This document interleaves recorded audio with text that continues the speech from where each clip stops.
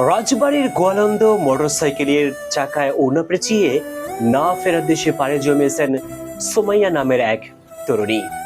উপজেলার জমিদার ব্রিজ এলাকায় এ দুর্ঘটনাটি ঘটে। পুলিশ জানায়, সোমাইয়া তার বন্ধু সজীব প্রামাণিকের মোটরসাইকেলে ঘুরতে বের হয়েছিলেন। চলন্ত অবস্থায় পেছনের চাকায় ওড়না জড়িয়ে তিনি সড়কে ছিটকে পড়েন। গুরুতর আহত অবস্থায় তাকে প্রথমে গোয়ালন্দ উপজেলা স্বাস্থ্য কমপ্লেক্সে ও পরে ফরিদপুর মেডিকেল কলেজ হাসপাতালে নেওয়া হয়, যেখানে রাতে তিনি না ফেরার দেশে চলে গেলেন। নিহতের বড় বোন বাদী হয় সজীব প্রামাণিকের বিরুদ্ধে সড়ক পরিবহন আইন অনুযায়ী মামলা করেছেন।